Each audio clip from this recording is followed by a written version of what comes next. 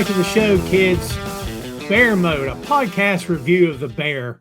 No, I wasn't tempted to say the other show's name, maybe a little bit, but I didn't do it. Everyone's waiting for me to do it. I wonder how long it's going to take for that dude to say Two Nations. I haven't done it yet, but you know me, we may plug that other show at some point.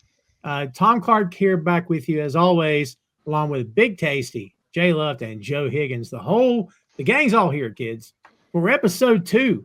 Thanks so much for joining us here today. We hope you've enjoyed so far episode 1 and, of course, the season 1 preview. We're rolling right along here in our review of this show called The Bear.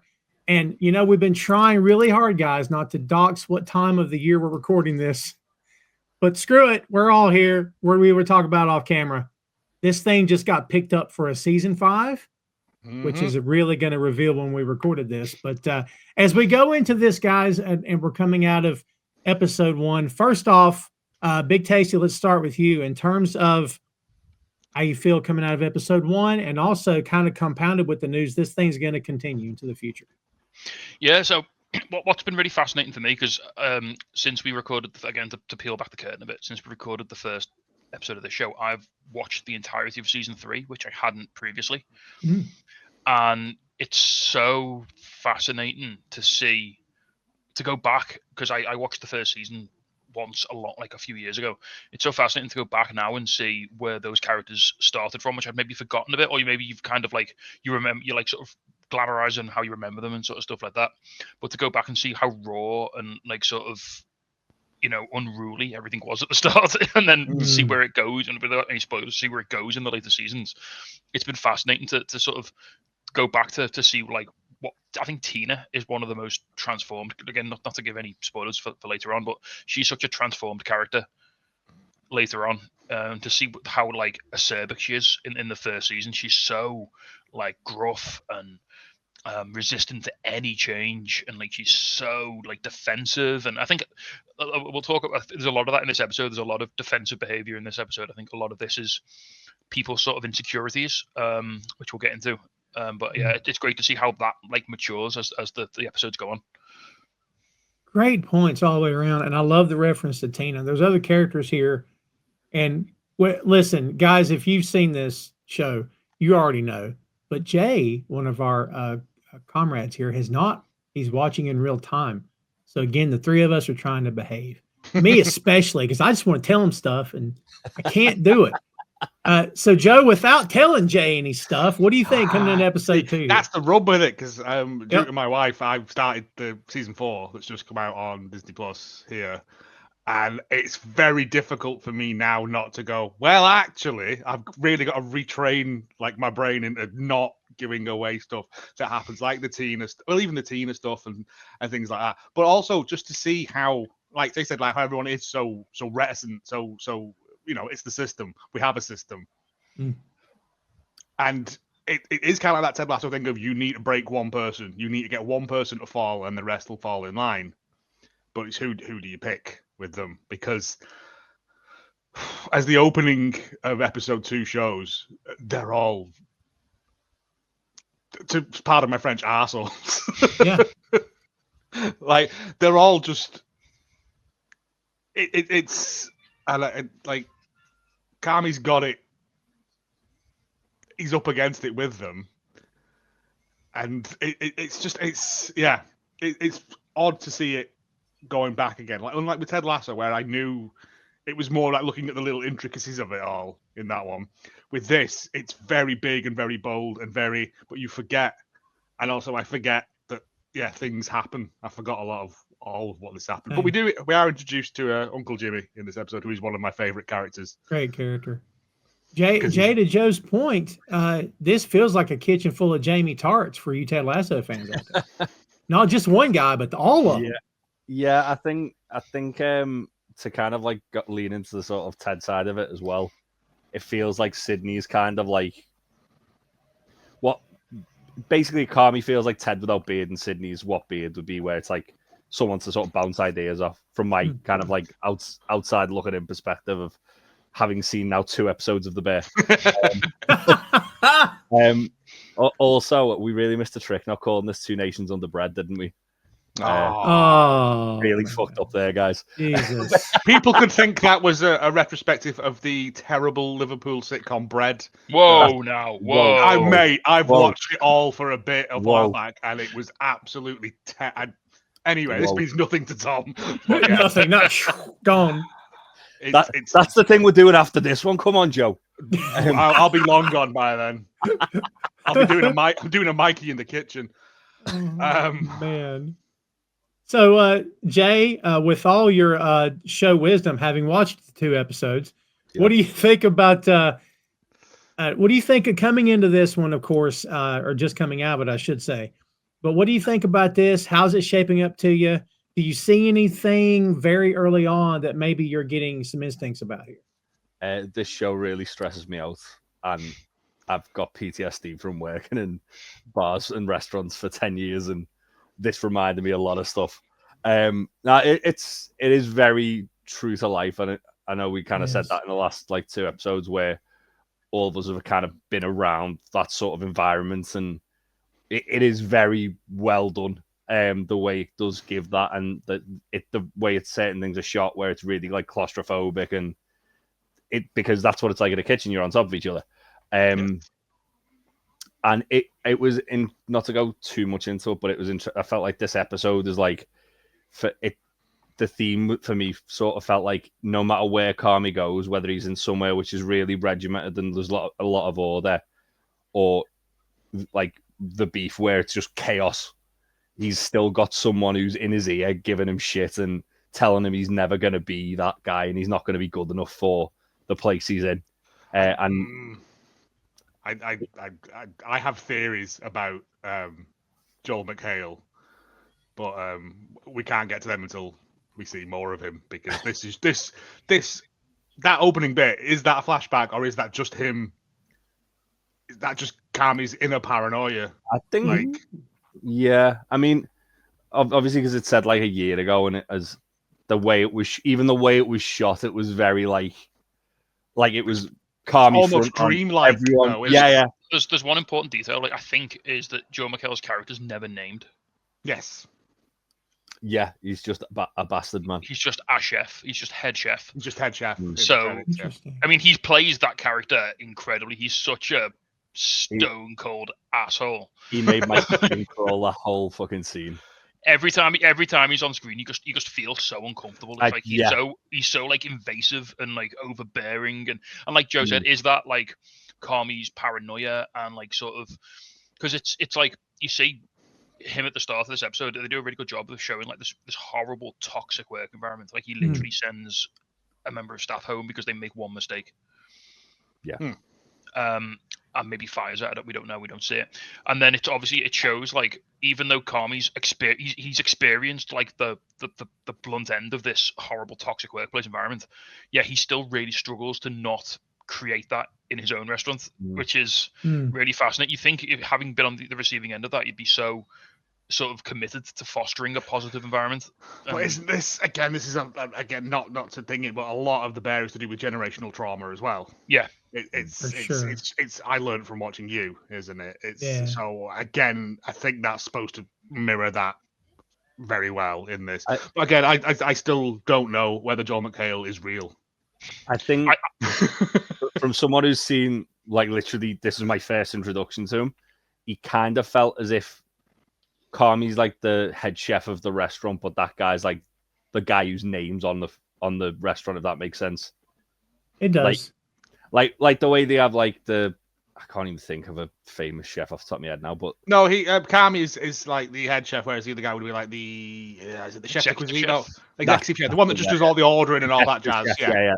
But he's the person whose name's on the restaurant, probably. Yeah, it'd be his menu. He's writing the menu, yeah, and then Carmi's the guy who's he's the past chef, isn't he? Kind of, because he's the yeah. But that would be normally where your head goes, because you don't have to do any cooking, do you? You just but it's tiny food for idiots anyway. Yeah, and McHale is fantastic. You just really want to punch this guy straight in the face. Yeah, hardcore. Which is odd, because I only know him from Community. All I know. Yeah, where he's a lovable scamp. He seems like quite a likable guy. Yeah. I've seen him in a lot of stuff over the years. Can you believe I've never gotten into Community? Not one time. First 3 seasons are great. Really? Yeah, and then Dan Harmon got fired, let go, and it We- kind of loses its way a bit. By the way, Tasty, we did this on the TED show too. We get distracted. We just started getting into What We Do in the Shadows. Yes. Love that freaking show. Oh my God. We're only a few episodes into season 1. I'm like, why have I never watched this? That was very close to what we were doing instead of this, wasn't it? Yep. If I remember rightly. Yeah, it That was. one of the shows we threw out there was that. Yes. I fucking love that show. It's so funny. Oh, this is quickly going to become, another podcast if we're not It careful. just gets infinitely better as it goes on. 'cause I It builds, Oh, on And its own law so and well. they finished it now as well. I know. Yeah. Oh, it's wrapped up? Yeah, Yep, it was a forever. really good way to end it. It was really good. Man. Very Casey, clever. don't make any plans, brother, because we're gonna be recording for years here. Well, kids, let's get to it. Let's do what you came here for. This, as we said before, is episode 2. This one is entitled Hands. And the original air date, which, by the way, we didn't reveal this in episode 1. The original air date was the original air date for the entire season 1, because all of season 1 dropped on Hulu on June 23rd, 2022. And of course, directed by Christopher Storer. And the story is also by Christopher Storer. There's 8 episodes in season 1. And just to give you a very brief rundown of where we were coming out of episode 1.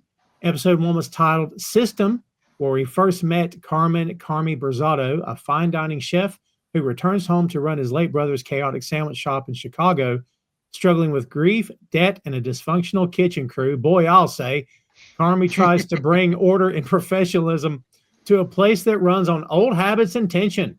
It's a crash course in pressure, loss, and the messy start of change. Scene 1 of this episode is an opening flashback and cleaning mode, is what I've called it here. The episode begins with a flashback to Carmi's time at a high-end New York City kitchen under, and the guy actually does have a name, Chef David Fields. Oh. Maybe they've never mentioned it in the show, but that's what I found anyway. Oh, okay. Fair enough then. He's seen, as we said, going off on Carmi, calling him slow, questioning his pace in the kitchen. His harsh demeanor serves as the catalyst for Carmi's trauma and eventual leadership style. One thing informs the other, right? Then we cut straight to the beef where the deep cleaning is happening for an inspection. So everybody here, myself included, I assume, has had to prepare for a health inspection. Are they just as salty over there as they are in the States? Who wants to take that one? I've been, I think I said to you guys, I've been in the position where Richie is when you get a surprise one and you're not ready. Well, no, you I don't know if it's the same in the States, but you only get surprise inspections here unless you know you're coming back to like cover something that you missed. Like, Yeah, they'll like- turn up without any. I got a panicked message off my boss a few weeks ago because the health inspectors turned up to our sister venue, and so they were worried that they might come to us, but it didn't happen. Yeah. So we have to I have to get all of our ducks in a row like very quickly. You usually if you like work by a lot of, if you've got like a lot of other like food or drink places nearby, you'll usually get like a heads up, like, oh, just these guys are like here, so they might come to you next. So it gives you usually about 30 minutes at most of just absolute chaos trying to make sure everything's where it should be. Also, you just remember, like, Yeah. they used to be annually for us, so you just go, right, February's coming round. Yeah. Best get on it, lads. Well, like, a lot of the time as well, like they'll kind of like focus on like busy periods as well, won't they? Like the first weekend of like the sun being out, you see them walking around all over the place. It's like, because they usually have like high visors on, don't they, with like EHO on the back nowadays. So you'll see them from a mile off, and it'll be like, oh yeah, that's like clockwork. Or Christmas is another one. Usually periods where you're going to be at your busiest, this seems to be when they decide, oh yeah, let's target it now, because then you're obviously not going to be in a position where you can be completely prepared for this.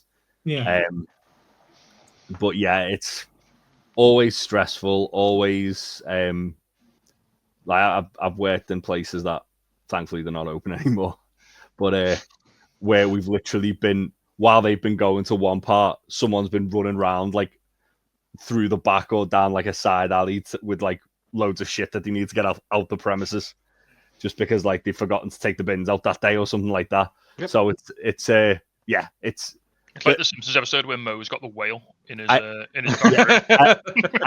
was gonna say, get him back to SeaWorld. You got to get him out of here.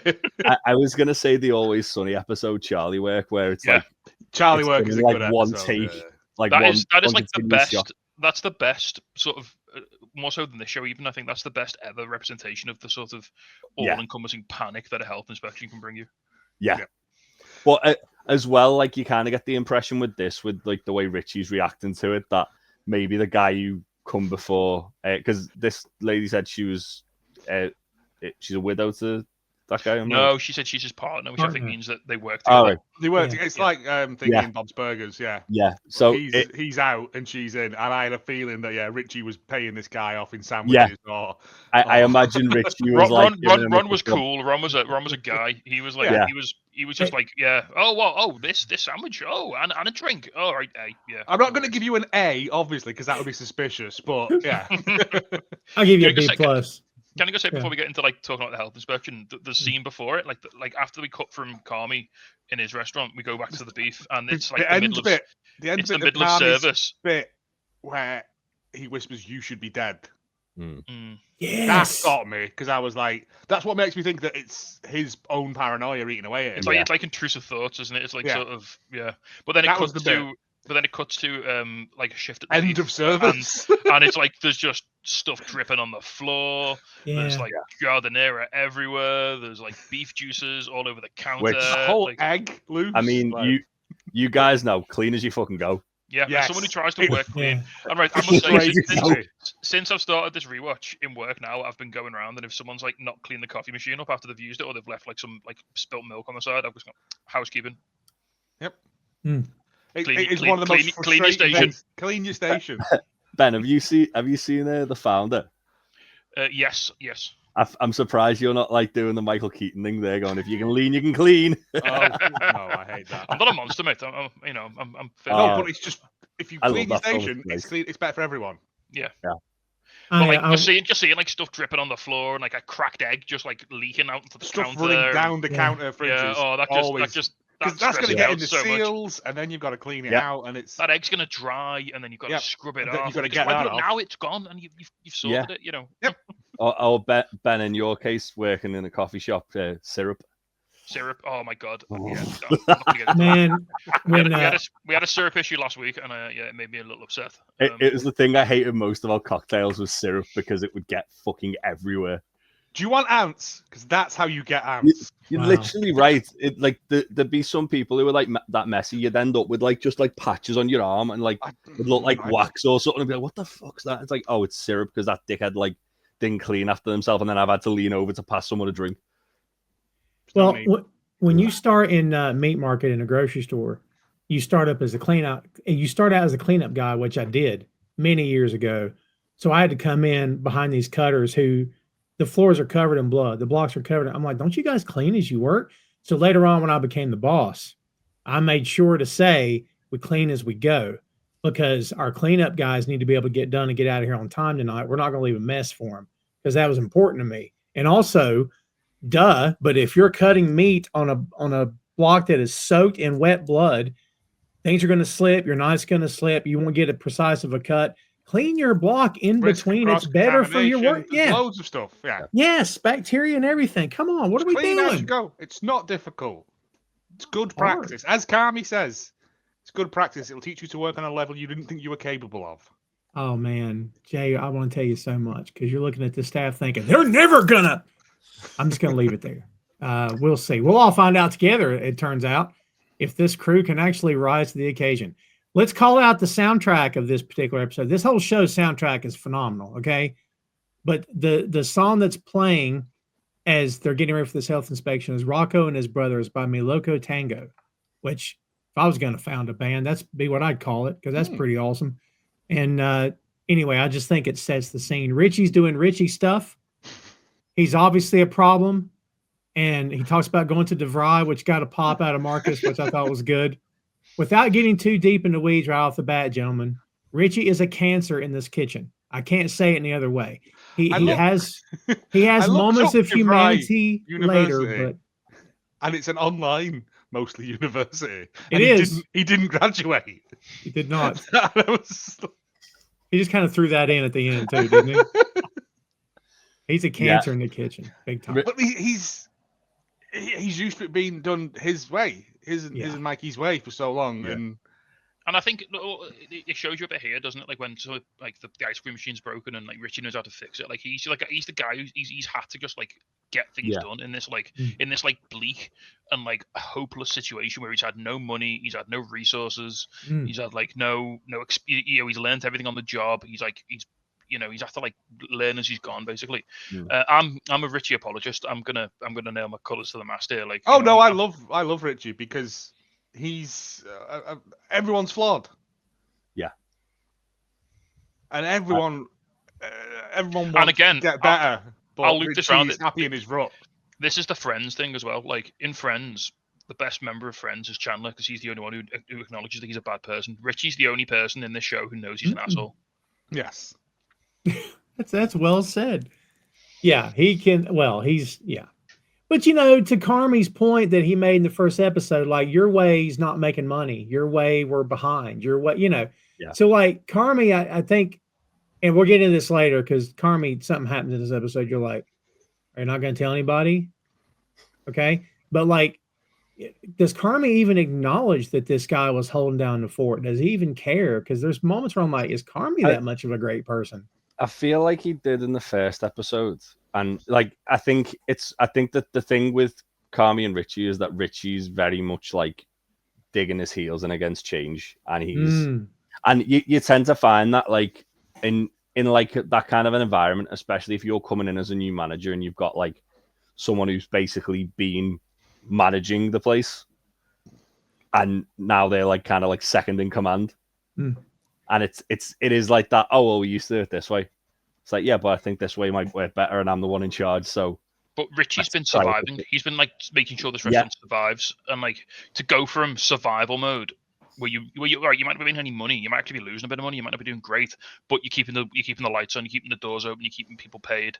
You've got the responsibility from going from that, and then that'll get you just about over the line to go and take a wild swing at something else that you have no idea if it's going to work. You don't know if, because Carmi's ordering fancy mayo, he's doing all this, he's getting rid of the spaghetti, it's like all stuff that's like upsetting the apple cart. And plus, also, they've grown up together. They bust each other's balls constantly. That's true. Like, I think there's a certain amount of him just being a jerk just because he knows it gets a reaction from him. Yeah. I think there's that, but I do think there is still like the kind of like resentment and maybe jealousy that like he probably thought he would have just bit with the court is a prime example of him just not paying attention and doing whatever he wants. But it's like as well, like obviously when Carmi comes out to the health inspector and goes, I'm the owner, and then Richie's instant thing is to say the owner's dead. And it's like, geez. It's like, well, but he left it to him. Like, he's inherited the place, whether he likes it or not. He says he's not the owner, he's the owner's brother. He's dead. Yeah. And then the hell's like, you don't look dead. Yeah. Oh, that woman, she's great, isn't she? She was definitely onto Richie's shit. But definitely. Richie like just refuses to accept the situation, and that like like you say, it's almost like insulting to him that Mikey didn't leave it to him, he left it to Carmi.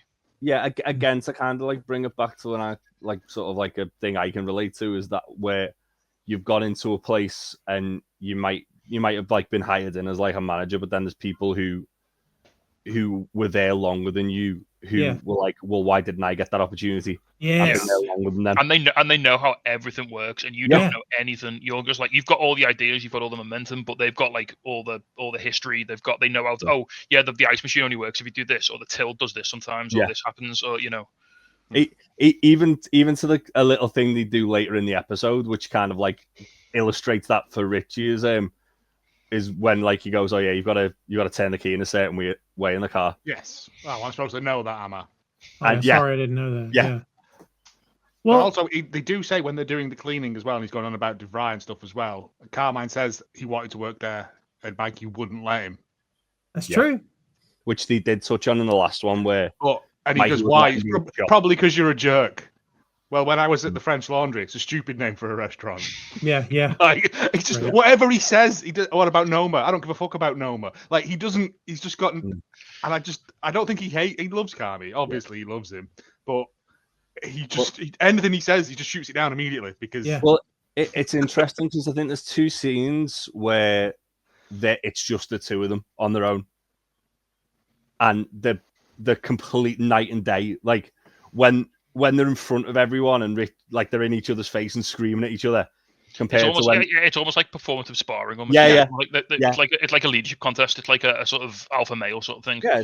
Whereas, when they're on their own, like it's a lot, they're a lot quieter. It's a lot more tender. Like you can see, there's like genuine like love and respect there. Yeah. Yeah, for sure. And look, the next scene, because this leads right into, and I haven't seen part number 2 in a long time, but like I kind of thought, well, this is a dream because he's standing in front of the stove in his apartment because he falls asleep on the couch. But it's like, well, he's dreaming that he's setting things, he's cooking things in the packaging. And like, Jay, let me throw it to you. Did you just well, this is just a dream. When did it hit you? Oh man, he's really doing this. It took me a moment. Like I thought when I was like watching it, I feel like because like of the way they kind of set it up in the first episode with the whole like him having the dream about the bear and then waking up. With that, I thought like because he's obviously watching the cooking show, I was like, oh, he's not doing that now, surely. And then obviously when he like snaps out of it and wakes up and his kitchen's on fire, and it was like, oh no, he is. Shit. So when you see him on the sofa, he's got a lit cigarette in his hand. So I thought, but the first one, when you see the smoke alarm going off, I thought, oh, that's going to wake him up, and that's going to be his smoke alarm, and he's like set his like coffee table on fire or something. That's literally what I thought. What I thought it was like when you heard the smoke alarm. I thought, oh, it's his cigarette, and he's like set fire to the table or something. Crazy. Not, oh no, he's cooking a full fucking meal. But again, like, yeah, a guy who's like that sleep deprived, who's like on autopilot, it's not completely out the realm of possibility that he'd do something like that. But it's also that classic thing of cooks when they got in and he had a peanut butter and jam sandwich, a packet of crisps, and a can of Coke. Oh yeah, because you don't cook for yourself. Exactly. No, yeah. I lived off kebabs every night for like 2 years. Yeah. Again, this is like it's what we talked about in the last episode. This is like Carmi falling back into like he's not looking after himself. It's bad habits. I don't want to sort of project too far into the future. I mean, because I've not seen all the episodes, but I think one of the central themes that is going to sort of prevail throughout the entire show is that what if this just isn't a good life for him? Ooh. Like he's doing this because he's really good at it and he thinks he can turn like this restaurant around. But what if he just can't be in this environment? Like what if he just can't look after himself when he's doing this sort of job? It might be what he's good at, but it might kill him. You know, it might be actually killing him. Yeah, man, that's way deeper than I was going. That's tremendous. I love that actually. That's a great point. Yeah. See, kids, we bring you everything here. We're just a little bit of ha-ha, but we get deep too. We get deep in the weeds here, man. But that's a scary thing as well. As someone who works in hospitality, like what if like this is what you're good at, but you can't do it because you know it's bad for you. You know, it's like that's a terrifying prospect. Like the one thing you think you can do, all of a sudden you're like, oh no, this is gonna put me away. You know, I'm not a good person when I'm doing this. Because you see it in this episode. Like he is not a good person when he's in that kitchen. He shouts at people. You know, he's snappy. He reflects all of that trauma that he's absorbed in New York back onto his stuff. There's no reason for him to be like that because when he's having that dream sequence, whatever it is at the start, the flashback at the start, the lady comes out, I've split the sauce, go and do it again. He doesn't bawl her out, he doesn't scream at her. Yeah. Which is what the Jamie Oliver, Gordon Ramsay thing is because that's popular. I've never worked with anyone like that because I'd have just chinned them. It's like, don't talk to me like that. Yeah. But Richie doesn't help with it, and I think it's just frustration on every level of it. And it's his only way of letting it out is by that. He doesn't scream at Sydney. He doesn't scream at Tina and stuff. It's just like Richie and those people he knows he can get away with it at. But it's still not a good work environment. Not at all. I think as well though, like it's again like the whole order and chaos thing, like. In the restaurant at the start, it's very like organized. It's very like regimented. Everything's everyone's doing their part, like playing their part. Everyone, it's like a well-oiled machine. And then the one thing that goes wrong, and then the big chef comes and presumably fires the person, and then comes and yells at, like, not yells at him, but like just dresses him down. And like that's like the order side of things, where the chaotic side of things is Richie screaming at him or just like a dog nipping at his heels the whole fucking day. And then like things going wrong, and it's like, well, that's just because Richie's being a stubborn asshole. Yeah. But no other reason than that. No other reason. And like obviously like we'll get to like the other thing, but like the main thing was Richie was just being stubborn and lazy and things that shouldn't have like that shouldn't have been overlooked. That should have been done like properly probably years ago. But it's one of them. I'll do that and I'll do it later. I'll just put a temporary patch on it now and then I'll go back to it later. And then someone moves something over it and you forget it's there. And we've all been there. Like, but it is Richie's fault. He should have fixed it. Well, there's no rest for the wicked, guys, because the very next day we're back to the kitchen. And this is the bit where we get Sydney trying to hand Carmi her proposal. And I don't think Carmi's intentionally trying to be rude. There's just so much going on. But every time, I thought it was fun. Every time he tries to dismiss her, maybe putting it, she fires back. And she, at some point, page 8, like, there's a... Yes, that was so good. It felt like not so much that he was trying to dismiss her, but more that like he had like his mind was on like the there and now. Like he was very tunnel vision on, I need to get through this day. She's like, oh yeah, well I've got this idea for like how to improve this place. I mean, I'm sorry, but Carmi in the scene, man's got to delegate.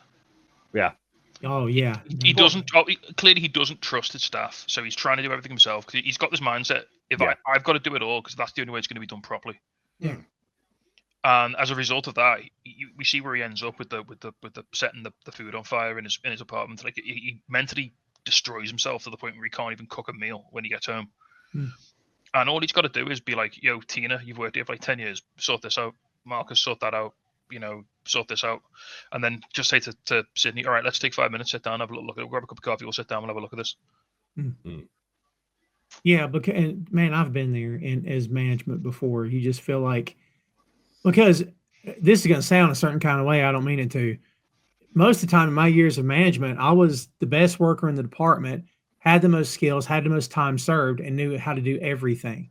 Which you would think managers should be that person, but we all know that's not true. Man. Right? No. But like, so my crew was always trying to play catch up, but like I had to remind myself, they can't play catch up unless I teach them. They'll never get where I'm at unless I help them get there.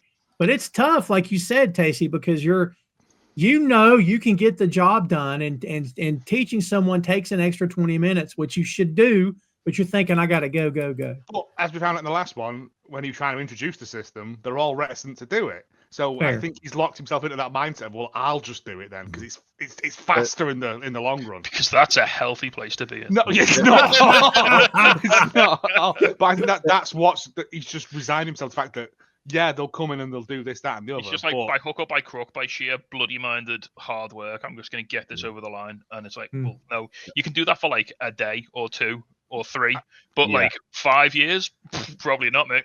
No. There was like little things though that you can see he is starting to like make a bit of an impact. Like everyone's starting to call each other chef now and things like that. Marcus is the big one. Marcus is starting to like really take pride in his work. You see him making some bread, and he's like really like looking like he's really enjoying himself. Like again, you said about that Ted Lasso thing. Like you need one person to come on board. Like I think he early on he identifies Marcus as like the guy who's got like the drive to go Marcus further. Is weekends. I think he got Marcus in episode 1. Yeah. But when he told about the steam tray, as soon as he told about the steam tray, that was and fixed his blender. Yeah. So but no, even Tina. So he compliments Tina, and she says, "Thank you, chef." As she just and it's she'd have just told him to, sod off, and then hide his knife again or whatever. But it is getting there. But again, it's just I think of he loved Hold'em, clean as you go and all that stuff. And they're all stood about laughing and joking afterwards. It's like clean down, and we can all go home. Yeah. I don't want to be here any longer than I have to be. Yeah, it's a good call. We're circling back to the health inspector here too, kids. This is the health inspector's name is Nancy Chore. The actress is Amy Morton, I guess. She was also Sergeant Trudy Platt in Chicago PD. And Chicago native then.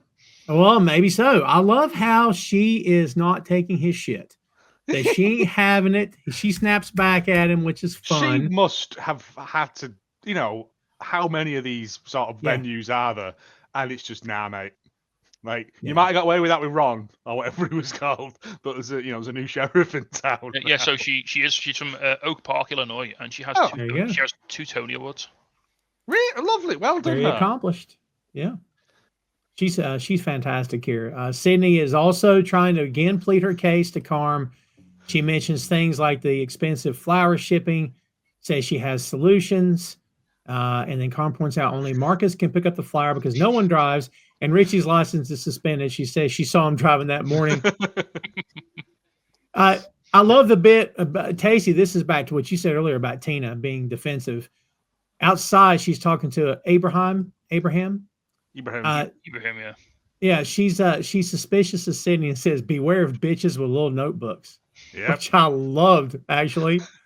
Then it cuts to Fack inside, and health inspectors, they got teeth like knives. Well, yeah. So when Tina's saying like beware of bitches with little notebooks, she's talking about Sydney. She could also be referring to the health inspector. Oh yeah. But it's a good it works for both. And then Fack's like, they're evil. Like Fack. It's funny because as we've established, Matthew Matheson, who plays Fack, is a restaurateur and chef, so he's probably had his fair share of dealings with health inspectors in real life. Sure. Yeah.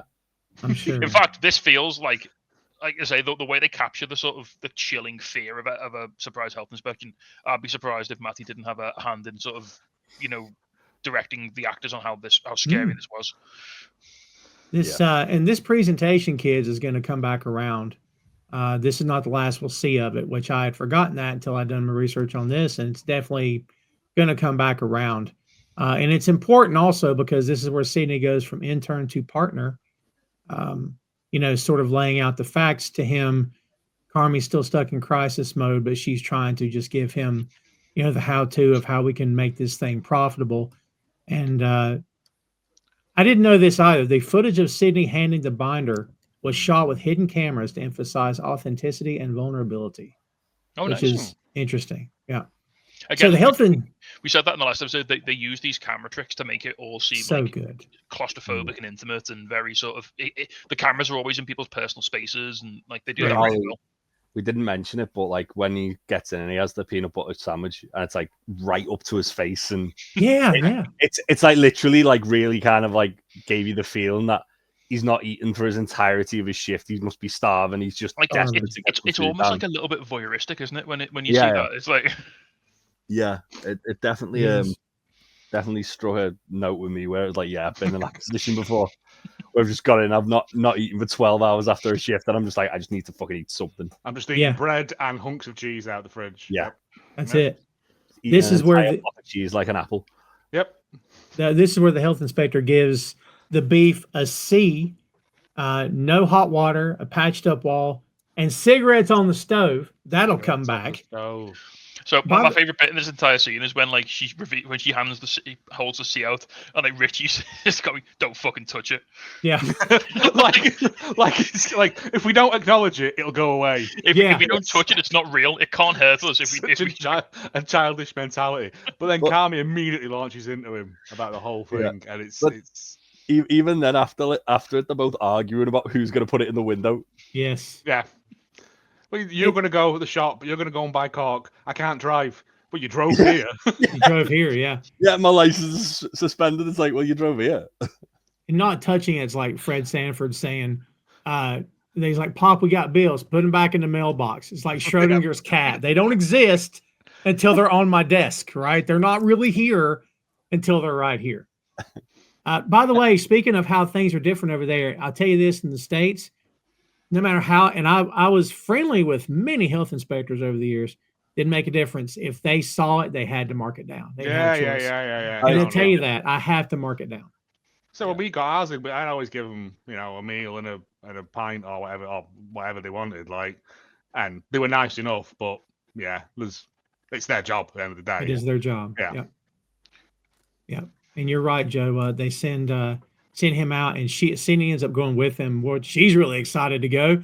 I love when they get in the car. He goes, "I'll take my car. I don't care." They don't care. Like Sydney has no time for any of Richie's nonsense whatsoever. I feel like it's kind of by design. Carmi saying that though. Oh yeah, Ooh. Like it's like it's like Richie's not been a dick to Sydney, and it's obviously he's a little bit of a dick to Sydney because he's a dickhead to everyone, but he's been the nicest out of the two of them. Like the two new people. Richie's got that like old school mentality where he'll dick around with fellas, but he's nice to women.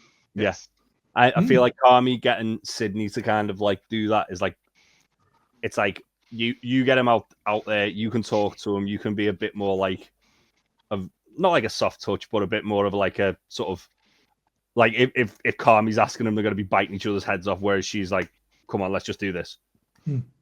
Also, you know that if you sense it, you're going to get the right thing. Yeah, right. But I think as well, it's also probably a test for Sydney to see how she can handle that situation. If you can put it with Richie, you can do anything. Yeah. Yeah. If you can make sure Richie comes back with the right thing. Yeah. And like... Which he doesn't. He's like he's such a he's so fucking stubborn when it's like, I'm not asking for help in the DIY shop. It's such a my dad thing, though, of like, I'm not going to ask. I've been in here before. I know where stuff is. Yeah, but you don't know what it is you're after. I'll find it. We could just ask and we'll be out in 10 minutes. And even then, when they find the for car, an hour. And he's like describing, she's like, "Are you just reading what's on? Are you just reading what's on the container?" He's reading it, yeah. The thing is, though, as well, like after that, when they're back in the car, and like he says, "Oh God, we're gonna get stuck in traffic. We would have been fine if you hadn't have gone and spoken to that person." And it's like, yeah, but she's gone to speak to the person to get the right fucking thing. Yep. It's such a good bit. But them in the car on the way there, and would you drive? And I didn't know I had to do that. It's just that Richie thing of like having one over someone as well. Yeah. But it's weird as well because obviously they get in the car and he's kind of like back up against the wall and she makes the sort of snarky remark to him and then he's kind of like looking around. He's like ashamed, like, oh yeah, I can see there's a lot of like Arby's wrappers in the car. These are from different trips. Different trips. It wasn't all the one journey. I wasn't expecting company. Yeah. Yeah. I love when he tells her that, she's like, I can respect that. Yeah. Like very matter of factly. It's like a rare kind of moment of vulnerability for him. This bit, again, the bit with Sid humanizes Richie a lot. So this scene, specifically when they're in after they've been to the store and Richie gets the phone call off his ex-wife.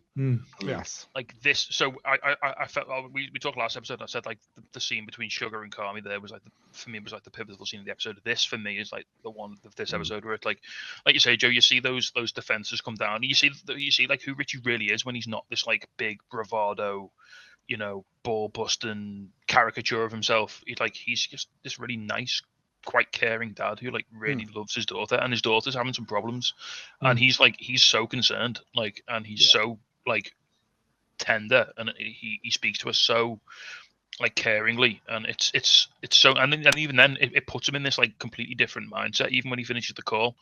But then he immediately comes out of it and he's like, fucking Carmi. Like, but then has to get back into that brain. In that same scene, he's like, he admits to saying, I bought the wrong fucking cork, didn't I? Yeah. Yeah. Like he all of a sudden he can admit his faults, which he would never do, previously, and like he's like, yeah. But then, I don't know whether he would ever doesn't let he say someone about the cigarettes as well.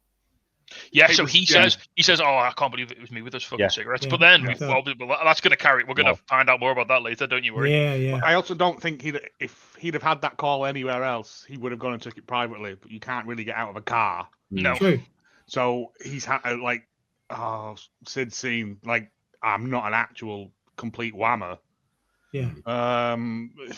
Yeah. But let's try. I just say though, it humanizes him. Like, it not makes just, me go, oh, I see why Richie is the way he is. Yeah, not just the audience to hear as well. We see someone like Richie's tell Sidney about some of his trauma. Like, so he said, we find out that Mikey shot himself. Yeah.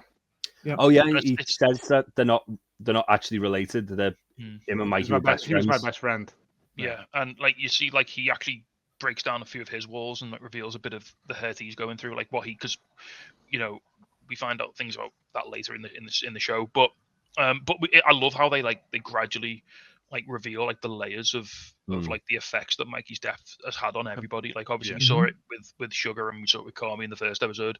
Like we see it with Richie here. Like, and like this is a man who, like, probably at this point, if you're watching it, I don't know about yourself, Jay, but if you're watching it from the first time, you probably haven't got a lot of time for Richie. You probably haven't got a lot of sympathy for Richie. I have a love-hate relationship with Richie. He's a bit of a dickhead, but then here you see, oh no, this man's been like profoundly hurt by this. Every time I feel like I'm warming to him, he does something. I'm like, "No, you're a fucking piece of shit." That's the dichotomy of Richie, mate. Well, it's the same in this. It's the same in this episode. He has that lovely scene with Sydney where he lets her in and like reveals some of this trauma and like some of how him and Mikey like were his relationship. And then like 5 minutes later, he finds that letter and he just doesn't give it. Well, it's the fact that he puts it on the desk and then he walks out and then he goes back in and he puts it back where he found it. It's like. That you don't know what's in the fucking letter. It could have been. I mean, it's safe to assume what it probably is. But do you not think that he knew that Carmi was going to find it eventually? Because he's scrubbing that room from top to bottom, isn't he? Like, well, that's not the kitchen. That's in like the sort of story. You still got to clean it all. Though, yeah. Like, you know, you'll find it I'm eventually, in two minds about this. Part of me is like, is that a spiteful thing that he doesn't want Carmi to have it, or is it more of like it's like a reverence thing? Like he doesn't. It's Mikey's letter. He doesn't want to. I think it's a little. He doesn't want to sort of like tamper with it or anything like that. I think it's a little bit of column A, a little bit of column B, but I think at the end of the day, he's found it. He's put it on his desk. It's not his decision to make to then go, actually, no, he's not ready to see that. Because he puts it on the desk. It doesn't mean Carmi's going to open it immediately. Carmi might look at that and go, I'm going to open that when I'm ready to. To be honest, I forgot he put it back. I thought it just got buried in the bills, to be honest. No way. And I was like, I thought, oh, that's actually a really good thing he's done there. Because it's some... Well, actually, to be fair, when he walks in, I thought Carmi was in the office still. And they might have had a nice moment, but then obviously he puts it on the desk and then he goes and puts it back and it was like, oh. I kind of felt like it was Richie's way of maybe protecting Carm to a degree. Like he's already hurting enough, you know? I definitely thought part of that was there, but also it, like seeing that again, we can only assume what's in it from this episode, but from like Carm seeing that could have given closure as well. And that's true. It's one of those things where it's not Richie's decision to make once he's put it on the desk to then go, actually, no, I'm going to take that back and put it away, and he doesn't need to see that. But I don't think it's a spiteful thing because they're not like particularly at odds at this point. That they haven't had like what for them it's not like a mysterious argument. He has wrote Carmi on the sea. Well, when they were in the car, Sydney says, I'm jumping back to this. Sydney tells him that because he's like, why do you want to blah, blah, blah. And she's like, he was Food and Wine's best new chef. So after the phone call, she says, how old is your daughter? Richie says, she's 5, like Carmi, Food and Wine's best new dickhead, which is a great line. See, straight back in though, like, bam, like, the shields are back up. He says something to Sydney, doesn't he? Because when they're talking about like the relationship they have with the brothers, he said, "Oh yeah, when we were kids, it was always like don't upset Carmi, don't get Carmi into trouble." Yeah, he was like the golden child, and like he could do no wrong, and like I think Mikey and probably Richie, particularly, probably took the fall for him quite a few times by being something implied there. Yeah, well, again, as we find out, like they were just all lads together, him and Fak and all of them. They just doing lad stuff, like what I mean. It is that sort of thing, but Carmi got to get out and go somewhere else and see the world. Yeah. Well, and also 100,000 million points as well to wardrobe design for Richie because he's got like tracksuit pants on and a leather jacket, and it's a bold look. Well, the music is. I called the soundtrack out earlier. There's still a lot of bands in here. There's some Ethio jazz, which I was never into, and now I'm crazy into it thanks to the Bear. Really great stuff in here in the background of these scenes.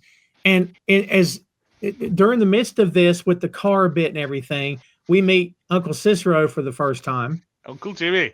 We've tiptoed around this scene for a long. We've done a good job of not getting to this because this right. Uncle Jimmy Cicero Kalinowski, who's Oliver Platt, of course, enters for the So first good. time. He's, Jay, he's, we here, got he's here to chew all the scenery. yes, Jay, we got to start with you because you don't know how this is going to end up at all. No, I Like, don't. what's your first impression of this guy? You like him or I you mean- don't trust him? What do you think? I love Jimmy the King. I don't. I said to you guys, Oliver Platt's a brilliant actor, but he's such a fucking slime ball in this scene. He is. Like you can. Oh, really? I thought he was so fucking slimy, but like I did too. it's I because just thought he's. well, Is he even related to them? Do we know? He's Uncle Jimmy, man. He's Uncle Yeah, Jimmy, but I'm assuming he's everyone's Uncle Jimmy. You know what I I mean? imagine he is, but also he's definitely like connected. I think. Oh. Well, Oh, yeah, because yeah. there's a scene later when Richie and Carmi are outside right at the end, and the reason, like, because the health inspector initially says I can't come back for 30 days, so that sees me for 30 days, and it's heavily implied that Cicero's pulled a few strings and he's getting them reassessed. Yeah. I think it's credit to Oliver Platt as an actor and the writing on the show. He could very easily be like a one-note villain. He could be a "Where's my money?" Mm. Like, Oh, yeah. I'm gonna close you down. But he's not. There's Yeah. there's layers of compassion and a little bit of understanding here, and like a Which little bit of makes me think they are familial. Yeah. Well, there's the whole thing where he's talking about the debt, and he's like, how much debt was he in? And he's like, 300K. It's like, and then he straight away goes and talks about like how he didn't think the place was going to succeed anyway, and he's like, he wanted to franchise it, and we all knew it was bullshit. He's like, well, why did you give him the money? Yeah, he's like, I don't know. I don't know. Yeah. He also says, like- I should be here breaking your legs Yeah, right now. but he's like, I love them too. I should be here breaking your legs. It's like, Yeah. I mean, like, yeah. By the He's- way, did you guys feel like that he was giving off some Paul Heyman vibes here? Because, buddy, I did big time. I think he's just, I would say, low to mid-level organized crime man. That's kind of the impression I got. Yeah, he kind of remind me a little bit of Kingpin in the first season of Daredevil, Mm. where he's like very like reserved but very like intimidating still. Yeah. Whereas Like, you want to stay on the right side of Uncle Jimmy. You want to stay on his good side. Like Yeah. even the introduction to him where like Carmi's putting the C in the window and he's looking down, smiling at him, kind of like, oh shit. Yes. Yeah. And it's like, all right, that must be your Uncle Jimmy. That's great. Yeah, this his introduction here, kids, introduces the family debt subplot just as Richie and Sydney leave, an intentional pacing decision. Oh, he borrowed 300K. I don't know where it went because it looks like a child painted this with his ass as well. It's a great line. Oh, Jay, we want to tell you, but we can't. Well, when he says as well, like about selling it to him, because he's like, let me buy it, and he's like, yeah, but I want to make this restaurant work. He's like, I wouldn't keep it as a restaurant. Yeah. No, That's like- it'd be flats or whatever. So yeah. just a quick one on the it's only Wikipedia. On the Wikipedia like summary for this episode, he's referred to as a family friend. Mm, Okay. interesting. I said, I said you want to stay on the right side of Uncle Jimmy, but I think he's given them a lot of leeway because I think Mikey probably did stuff for him. But Mikey was a big lad. He probably duffed up some lads for Uncle Jimmy. You know what I mean? Lads who couldn't pay and stuff. I think there's been a bit of, okay, like that with him. I mean, he lent the lad 300 grand. Yeah, he clearly had a relationship with him, didn't he? Yeah. They clearly got on. Like he saw something in him. Plus, his last name doesn't match the family name unless he would be their mom's brother, but I don't think they ever really go there. It's Italian, Sicilian families, isn't it? It's, I mean, you don't even know if Cicero's his real name. yeah? Kalinowski is his last name, but I don't think that matches anybody here. But I could be wrong. Maybe we'll find out later because for some reason I'm fuzzy on it. We get the scene where, back at the beef that Carmi calls Natalie, and for the first time, we get to see Natalie's husband Pete, I played by love Pete. Oh, Chris he's so good. Chris Witowski, who's fantastic as Pete. He's got this like really innocent, like Chris Pratt energy, hasn't he? Like, He does. yeah. And it's just the fact of like he's like, oh, why are you phoning me? like Oh, Chris, hi, Carmi. like Chris Yeah, Pratt yeah. in Parks and Rec, like that sort of like lovable sort of idiot. Childlike naivety, yeah. But at the same time, he's actually really intelligent because Yeah, He is. he's got quite a high-powered job. he's a lawyer or something, isn't he? I think He's one of these say. guys who's got all the book smarts, but like no street smarts. Nothing. Yeah. But he likes hanging out with these lads because they're. But do they not? He thinks they're a bit dangerous. They make him seem a bit cooler. Maybe. Does Sugar not say why? No. Oh, are you So- still not angry about what they did to you? Or something? So I'm assuming they've got him drunk and tied him up somewhere. Well, no, the first thing Carmi does First is thing that happens is Carmi apologizes. Oh, right, there we go. We never find out. He says something like, "Oh yeah, don't worry, I'm taking like something for the swelling or something like that," or like so he suffered some sort of physical trauma at the hands of some of the lads. Like, Yeah. And Pete just wants to hand the phone off to her. He can't get off there quick enough. Yeah. Let me just. She's right here. Just hold on a second. Yeah. Because Carmi's Right. trying to talk to him first, isn't he? And then Yeah. You've got to apologise, make an well, amends. he lies because he says, "Oh, I've called Sugar, but she's not picking up, so I've got to call you." But he hasn't called her because when he speaks to her, she doesn't know anything about that. It's true. Mm. That's by the way, that chicken she's making looks freaking amazing, doesn't it? One of the many, many things with this show. It's like I think before this, when they're slicing that roast beef up and making them sandwiches, and I'm like, oh. I love how like as he's on the phone as well talking to her, and she's saying, "Oh, making mum's chicken." He writes down what it is. Yeah, So yeah. he's like that chef brain always works. He's like, "Oh yeah, that's a thing we can do." Yeah. Always. Like, But he then asks her to send him the recipe, doesn't he? As well? I think so. Yeah. Or she offers Does or she? something like that. Yeah. Like she's saying about like going to therapy, and he's like, "Oh yeah, send it over with the recipe," or something like that. Oh, that's right. Yeah. Well, she asks how he's doing, and he's like, he tells her he woke up in the middle of the night and started cooking packaged food, almost set his apartment on fire. And she's like, you know, if you looked at the thing, and that she and Pete have gone, Carm says, of course Pete would go. She's like, shut the fuck up. We can hear Pete saying, did you want me to shut the fuck up? She goes, no, sweetie, you didn't say anything. He's like, copy that. He's so weird, isn't he? Like, I like him. He's just a lovely man. He's just that I feel that made me laugh though. Yeah. What? No, you haven't said anything. All right, never mind. oh my, Sugar's worried about him. He says he's fine. He says, I'm fine. I just have trouble breathing sometimes, and I wake up screaming. I know tons of people that cry out of nowhere. Like, what? Yeah. No, you don't. Well, I don't know. Maybe he does. I don't know. In the restaurant industry, he probably In does. hospitality, fucking 100%. It's known, what's the Alan Partridge thing? It's known as controlled burst crying. Normally in a walk-in freezer or fridge, you just go in there and just cry for 5 minutes and come out. Yeah. Oh my God, it's good. Says the breathing problem started in New York. He was throwing up every day, but he stayed even though the chef was an asshole. She says it's okay to ask for help. We pointed out in the first episode, guys, no one here has dealt with the loss of the brother. No one. No one's dealt with it. They're not talking about it. They don't want to talk about it. Sugar and Pete are the only two that's talking to anybody trying to get centered on what happened. No one else is making an effort, apparently. If you or someone you know is struggling or needs support, help is available right now. In the United States, call or text 988 to reach the Suicide and Crisis Lifeline. In the United Kingdom, call 116-123 to reach Samaritans. The help is free, it's confidential, and it's available 24/7. Don't wait. Reach out. Someone is ready to listen. So we go from this to the beef here, of course. Let's see.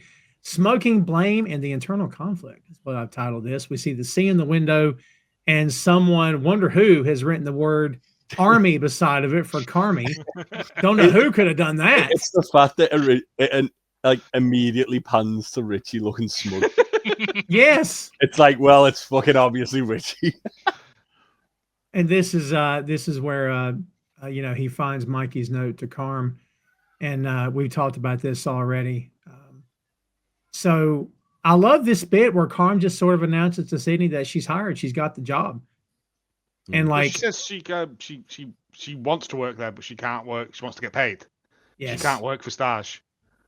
Yeah, and he's like, that was the whole kind of point of giving him the business plan, wasn't it? That like it's like this. If you make these savings, then Yeah, not only will this it is cover the way the you salary, pay me we can also save a lot save of money. money. Yeah. Yeah, crazy. So maybe he was listening, and maybe we should have given him a bit more credit. Well, he was flicking through it, wasn't he? When It does show him flicking through it, and when he calls sugar, he's flicking through it, and Yeah. then he puts it down, and then I don't think we mentioned this when she first handed it to him. He's like, "There's a lot of words." He just kind of looks at it like, "It's a lot," but it's so good. Yeah, like because he's saying about doing like takeout. He's like, "Oh yeah, we haven't got the wrappers," and it's like, "Oh, actually, if you go to page 27, she got it. She got it all locked in, ready to go because she knew he was going to try and shoot it all down.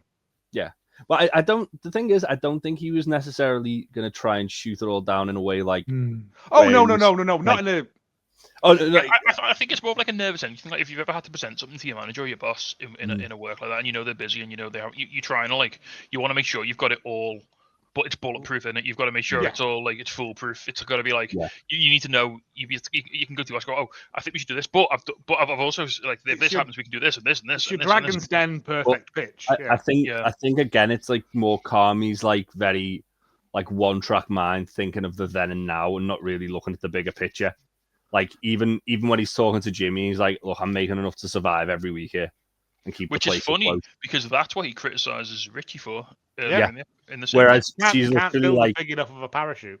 She's literally presenting him a plan to get them out of financial trouble to a degree, be able to hire another person in and tighten up like a lot of like the actual like running operations of the place. But maybe what Carmi's finding out now is that once you're down in the trenches and it's day in day out, it's all about just getting to that next day. And like maybe Richie was onto something. Maybe it is all about just survival and it's about sort of gritting through it. But it's the thing. She says like they were open from 11 till like 9. Yeah, she's like, no, we should be open like 11 till 2, and then like and then 4 close till 8 or whatever. Yeah, like 5 till 9, for tea. Because no one's coming in at 2 in the afternoon. I would 2 in the afternoon for a beef sandwich. No, I would. Did you see these sandwiches? Oh, I would. I'd be in there every hour. You do your office lunch. You do your office lunch hour for all the office workers, and then you do your evening service. Yeah. And she's like, it's ridiculous for us to be open. I mean, to be fair, whenever I go for a sandwich at the nice Spanish place by my work, it's usually 4 o'clock when I've finished. Yeah, but that's they are open. They are open. It's going home lunchtime. Like that's your I think they're only open like 12 till 7 anyway. To be fair. Well, that's an all right. Yeah. The beef they're cooking up. I'm so hungry. You have no idea because I'm watching it again right now. It looks so good. I love it. What we have the word slicer. I know, right? Yeah, right. We have the word sense of urgency written down, which I'm like, I get that a lot because we've mentioned since episode 1 chaos every time we see the kitchen, but Carms is like, okay, it's going to be chaotic, but it needs to be controlled chaos, and I think. If he can get the crew on board with that, then they'll understand it's okay that it's loud. It's okay that it's chaotic, but we need to know we're going from point A to point B, not A to D, and we forgot 2 steps. Yep. Like somehow they have to get on the same page. Well, you see, don't like as he's like kind of like going to tell her she's got the job. He's like just on a stove cooking that chicken that he was on the phone about. Yeah. And then he goes over to her and she's like, "Oh, are you ready for me to kind of like let you back on?" He's like, "No, pass it yours. You're hired." Yeah. And then just like, and that's the first step for Carmi is that he's finally got someone in there that he can absolutely unconditionally trust. But that's the bit where Sid's delegating, she yelled barking orders to people. They're yes, chef. They're all back to her. Yeah. He walks past Tina. That looks great. Thank you, chef. And then he goes, yeah, I'm on board. 100%. You're in. Yeah. And it's like, oh, okay. Really good. But also, like, it's like a weird way of bookending the episode as well, because obviously he's like screaming hands at people because no one's coming to pick up the fucking plate off him. And then she's just like really calmly, hands. And then someone comes and gets her. Great. There's 2 important moments that happen at the end of this episode, kids. The smoke break, where they go outside, it's Richie and Carm. Then Richie goes back in, and Carm's like, I'm going to have a smoke.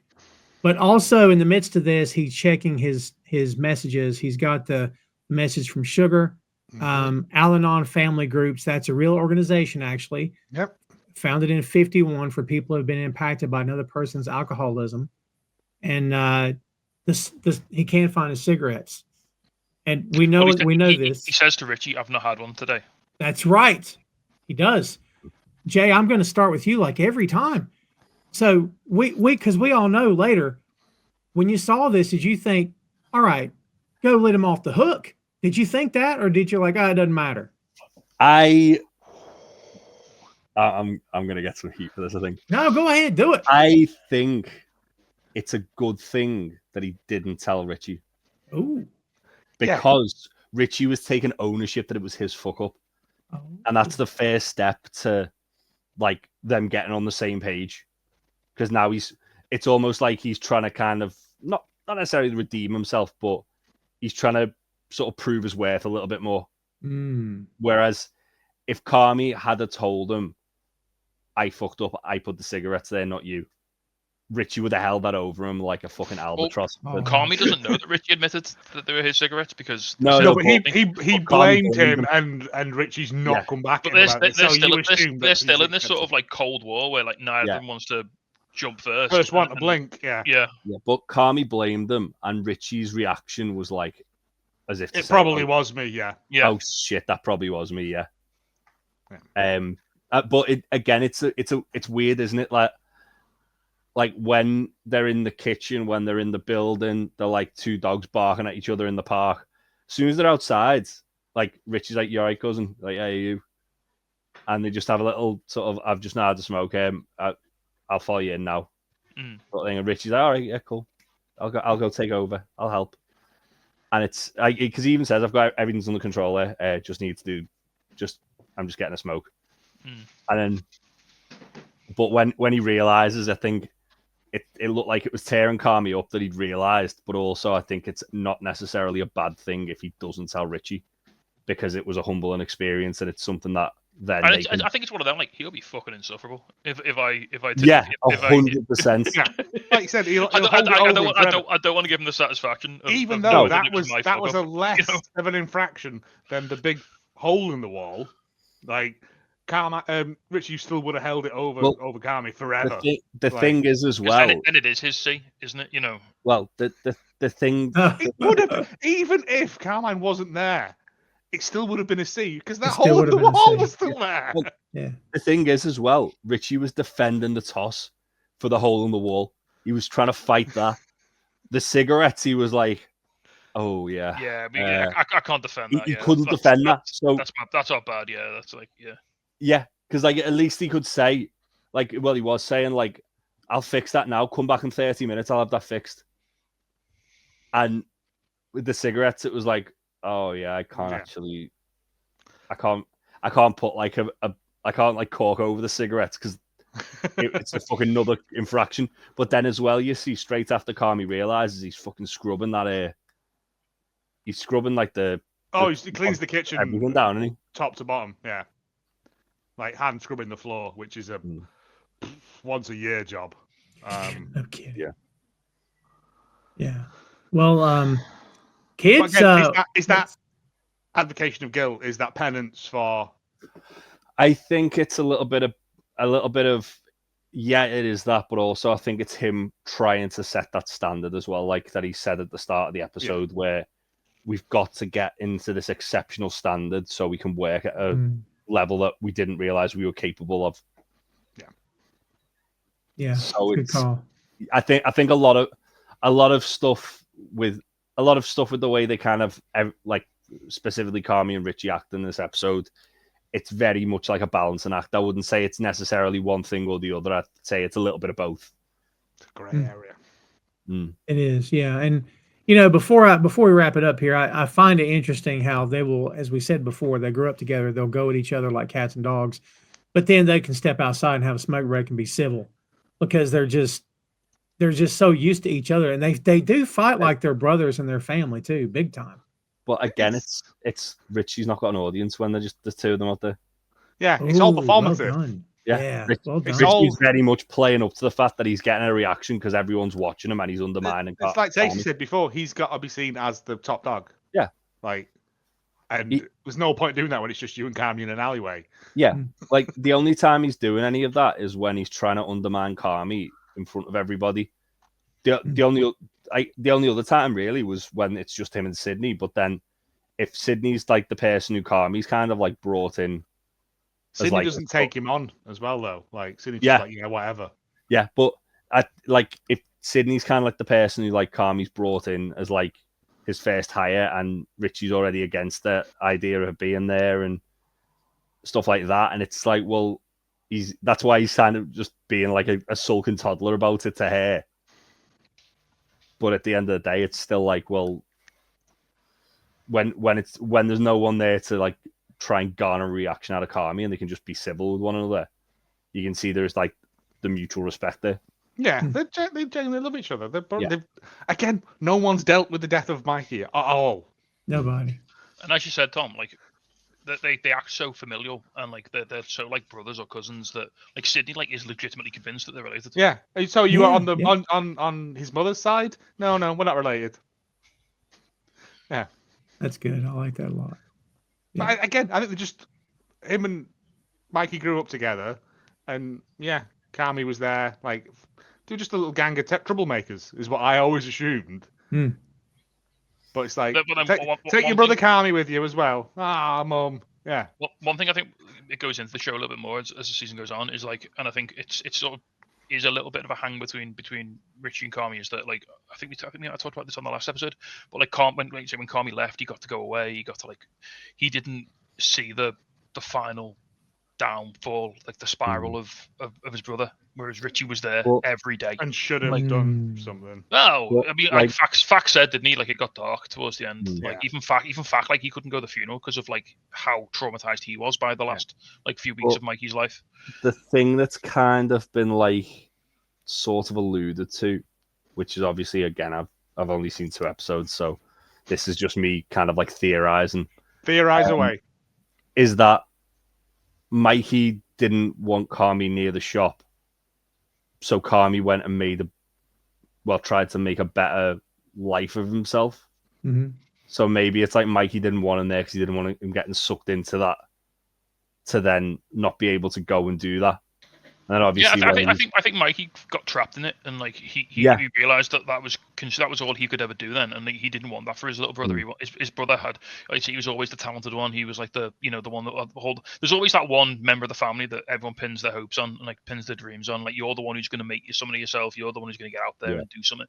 And Mikey realized that's what Carmi was. And like, I don't want you to be like chained to this business the way I've been. I want you to go and like, because as soon as he does a shift in that shop, that's it. You're out. You're done. You know. That's it. But then also, like, with obviously Mikey taking his own life and Carmi inheriting the shop, like, that's probably by design as well. They not taking his own life and him inheriting it, but the fact that it was going to be in Carmi's name, as if like it's almost like getting him a little bit of a head start to getting his own place.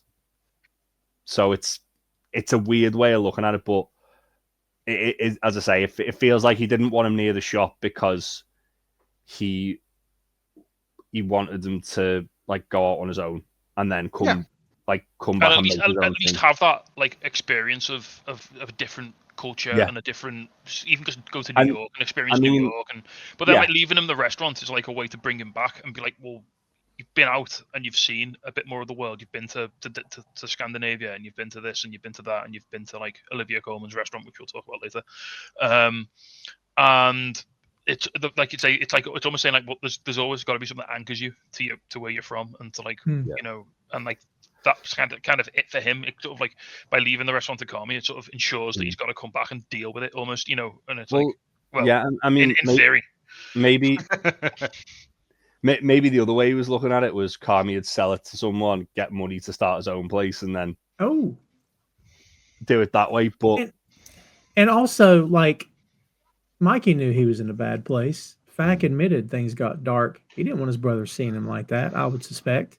So he knew if he came back, he would see him in a way he didn't want him to see him. From such a high pressured environment that they were working in, and it was so dysfunctional. And as we find out, Mikey was an alcoholic, or at least a substance abuser of some kind, because he's going to Al-Anon. Which a lot of people, I mean, near enough every professional chef I've worked with has got a drinking problem, because it's just a thankless job. But so just keep him away from that, push him into those higher echelons, you know, of food like that. But I don't know. It's the thing of, you come back. I've sowed the seeds, made the roots of this. Now you build upon it with what you've gone and learned.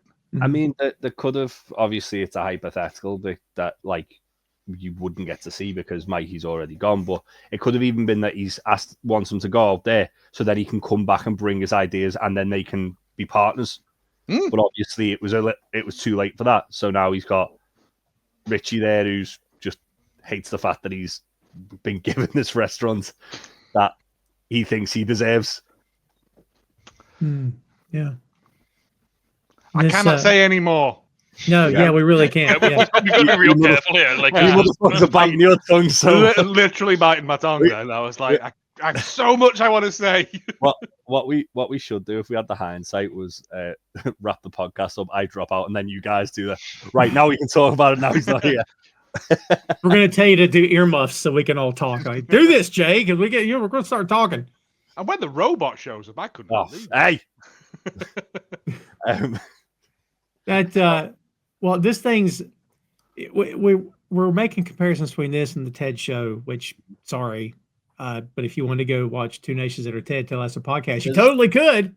Told you I'd do it. There's a lot of similar themes, to be fair. Yes, and also Apple's doing this too. Like all the networks are doing it. Anytime there's a hit show after Ted Lasso, well, let's talk about how it compares because you just can't help it because Ted is on another level. But as we're getting into this, we've been done with the episode for 20 minutes. Yeah. But we started going off because there's more layers to this onion. I mean, we knew it already, but when you really start talking about it out loud, there's a lot more here. Do you know what I mean? Like, yeah. There's a ton of that. Again, like I said at the start, though, this is it's a lot more show, don't tell. I feel like from just watching 2 episodes, I feel like that before we do our like kind of review of the season episode, I'm gonna have to go back and watch the whole fucking thing. Just so I can like actually. It's only 8 episodes. We're doing the day, mate. It's fine, don't we? Oh yeah, no, 100%. But I was just like, it's just one of those things where I was like, I'm probably missing tons, and these guys are gonna be like at the end, did you pick on that? We can talk about that now. Just to peel back I haven't written any notes down for this. Like a lot of the things that I'm saying, I'm realizing these things as you guys are bringing points up, and I'm all of a sudden it's firing off me going, oh my god, yeah, that connects with that thing, and like that goes with that thing, and you know. Compared to Two Nations Under Ted, where we were looking at it under a fucking microscope, big time. Like I'd literally write like 3 or 4 pages of notes per episode easily. And then this one I've wrote 2 bullet points, and then I've just put my pad down and gone, I literally can't focus on this without while I'm writing. It bounces along so quickly. Yeah, I just wrote Joel McHale's a bastard, man. That's all you need. Man. That's fine. And then Order to Chaos. That was it. Well, if and who wouldn't want to star the show you did your podcast about to actually watch your show? But if we could hand Sudeikis 1 episode of that TED show, I bet we'd hear 2 things. One, you guys were totally on board, or this is not what we meant at all. But how in the hell did you guys do that? Because Tacey, there were moments when Joe's like, all right, you know what? We're done. We can't do this anymore. We got to stop now because we just couldn't stop doing it. Yeah. Yeah. But I think, you're only 2 episodes in, Jay. The more it becomes... The more you find out, it gradually pieces it out. It does. Gives you little breadcrumbs all the way through it. I was going to say, it does feel kind of like that with, specifically with Mikey, where, obviously, last episode, you just knew he died. Kind of alludes to the fact he took his own life. Then this episode just outright says, yeah, he shot himself in the head. And then the Alcoholics Anonymous thing, and it's like, okay, well, there's clearly some shit going on there. So it is very as I say, it's almost like a detective show where you're getting the trail to the big reveal at the end. True. From what I'm getting right now. And as Joe said, we're only 2 episodes in, kids. We're only 2 episodes in, but that's going to do it for episode 2. We've only got 6 left, and we're going to be done with season 1, which doesn't sound. It sounds like forever. It really isn't, because we're 2 episodes away from being halfway through the season. Which is so when you look at it that way, we're moving right along. Yeah, but the other ones are 10, though, aren't they? We're a British TV show now. Yeah, the best way. And again, wait until you get to fishes, which is the most. You think this is stressful? You ain't seen nothing yet, mate. That's the kitchen. The kitchen with the thanks. It's not Thanksgiving. It's the Feast of the Seven Fishes. Oh God! Whoa. Where we meet? Yeah, where we meet people, and it's the most. Yeah.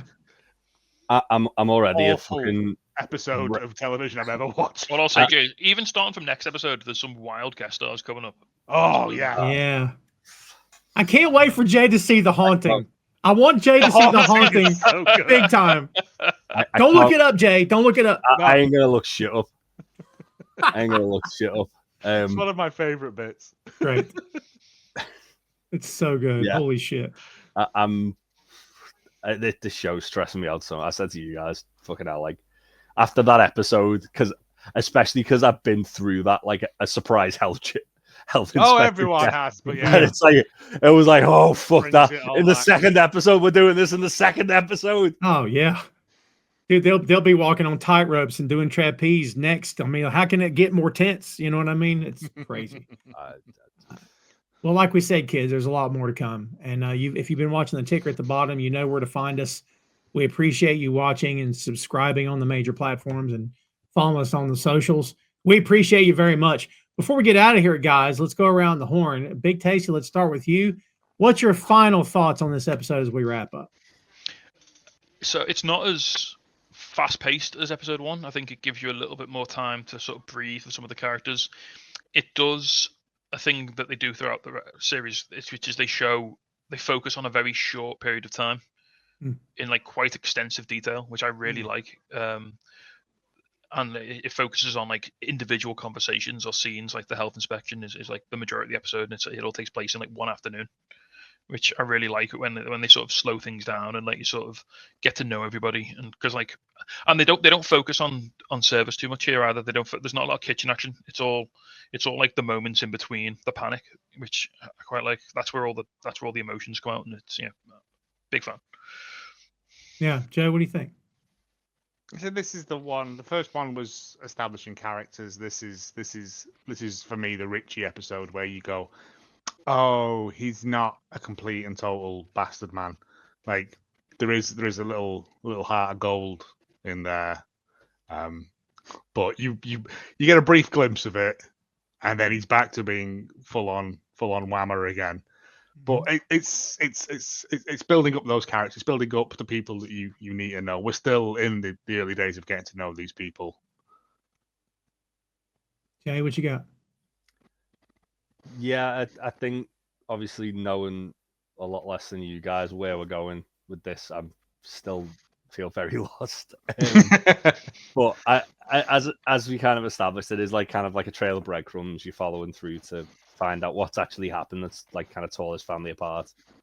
But I'm so invested and also so very, very anxious after every episode I watch. Man, wouldn't it have sucked if you watched the first 2 and then told us, I don't think I want to do this. I don't really like it too much. You know what I mean? The way I'm getting with it though, I feel like for the second season I might have to like watch a few episodes in advance, so I'm not like just after watching an episode like, oh, I've got to talk about it in a couple of hours. Yeah. We did 5 with a new one the other day, and I was like, that's too many. That is too big a bite, sir. Yeah. Well, just to bring it back home, just for the record, I can be bought with a sandwich anytime. All right. Especially now because I'm starving to death. So we're going to go fix that. Thanks as always, kids, for watching. Again, thanks for checking us out on the platforms, for subscribing, and for following us on socials. Remember to tell your friends about this show, because you're never going to find a review show of The Bear starring these 4 dudes right here to say the stuff that we say. So that makes it unique and special. And plus, we're fun. Shut up. We're all fun here. We're all having fun, and you're having fun too. That's it. I'm going to tell you that you're having fun. That's how I host my shows, right? You're going to have fun, and that's the end of it. That's like my dad at the circus. But again, thanks for watching, kids. We appreciate it very much. And be sure to check us out for episode 3. For Big Tasty, for Joe and Jay, I'm Tom. We'll see you next time, kids.